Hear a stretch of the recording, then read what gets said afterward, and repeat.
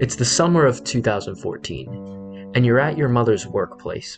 She lets you sit in her office and play on her phone. You check the store for any games, and of course, you want to play Minecraft. But you need to pay for Minecraft, so you install a free game that's just like Minecraft called the Blockheads. This was how I spent part of my summer, and this is my video presentation to you about Magic Jungle Software's The Blockheads.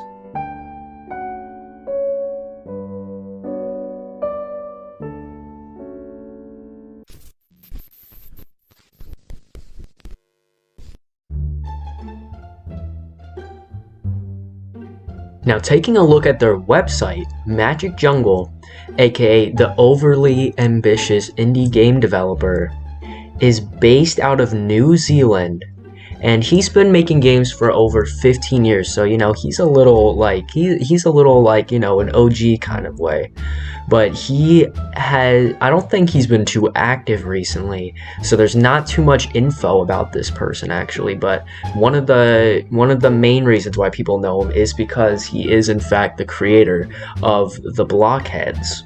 So real quick, I just realized when I was looking for information on this game that the Blockheads, the game itself, has given it a 5 out of 5. So obviously, this game just had to be good, didn't it? An article from October 12th, 2013 states that The Blockheads is an exploration massive world sandbox game released for iOS in January 2013 and only just launched for Android. And keep in mind, this was 2013, so we'll get to the Android part later.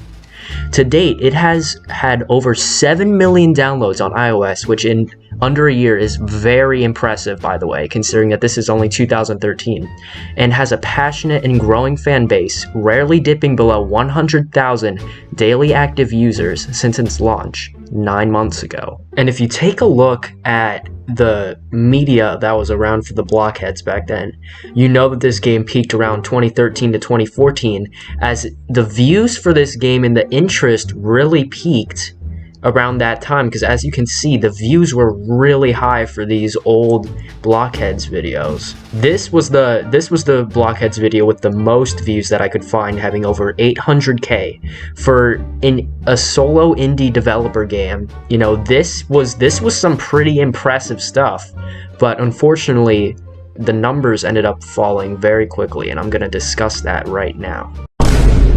Just like any other game, it has its flaws, and unfortunately this game had a couple flaws, and even the developer had a couple flaws himself. Like, see here, if you were to search up the Blockheads, you would see here that even in the recommended there was a duplication glitch. So you already know, like, how games like Fortnite, they have their XP glitches. Like Minecraft, there's like farming when it comes to diamonds and any other sort of ore when it comes to food, even animals themselves. So, like, this game was bound to have some sort of glitch.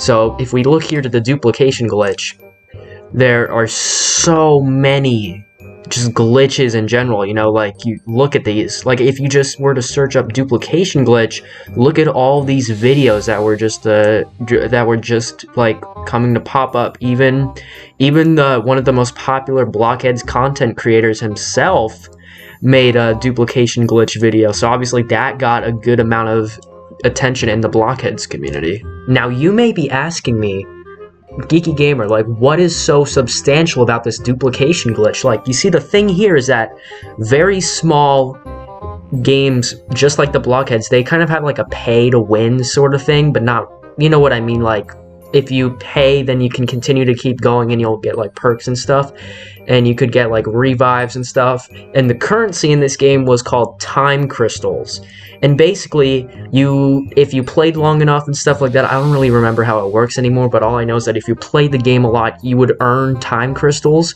So people found ways to like duplicate these time crystals, this in-game currency, which required money to get, meaning that people were not spending money on the game. Thus, that isn't helping the developer in any sort of way if he's not receiving any money, because that was like basically the main source of income coming from this game. So that was one of the biggest reasons leading to its downfall.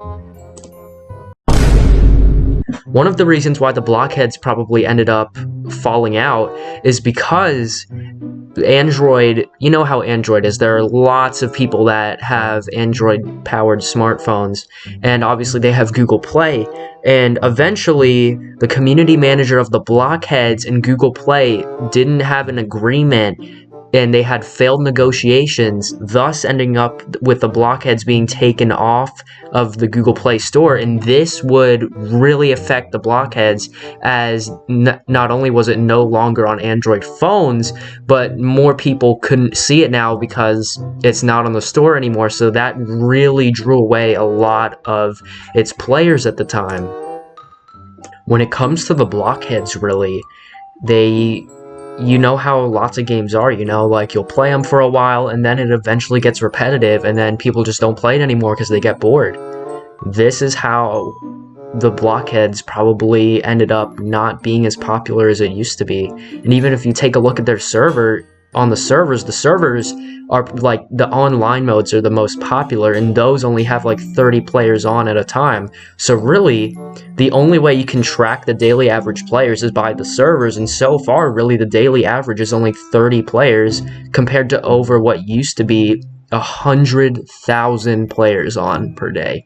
You can tell that the Blockheads is really taking a turn for the worse, and really, there's no coming back from this. Like, let's just face it. It's now just a dead mobile game. And unfortunately, as much as I liked it, that's what happens with lots of popular mobile games. You know, they are popular for a short amount of time, and then they fade off into existence, and nobody remembers them anymore. So as you can see right here, I actually still have the Blockheads on my phone. I don't know if you can see that or not, but as you can see, it is right there. I still have this game on my phone, and I decided, you know, for the sake of the video, let's go ahead and load it up. You can see it is like immediately booted up. That's my world right there. I sometimes play this when I'm bored, but I don't really visit it as much as I used to anymore. So as you can see, this is my official world, and there's also the features like join world and create world. So we don't want create world, but you can join world and you can search. So you can join a random world, and I would really recommend doing that right now, but it's very interesting. I did it before. There were actually some really cool creations. So let's go ahead and boot this up. What I love so much about this game is that it boots up so quickly. It's absolutely amazing. So yeah, I'm gonna try and zoom out here. So yeah, as you can see, I've discovered a pretty decent amount for not playing this game too much. I remember when I used to play this, I only cared about getting an extra person in my world. So yeah, really quickly, I just wanted to say, if you made it this far, thank you so much for watching. This was my first ever, like, really big, or like, you know, like, well-edited presentation on a game, because I never really do, like, presentations on this sort of games like these. So I just wanted to say, like, thank you so much for watching. I worked hard on this video, and I love revisiting games from the past, so it was really nice, and really nice nostalgic touch to making this video. So thank you so much for watching, and I'll see you all in the next video.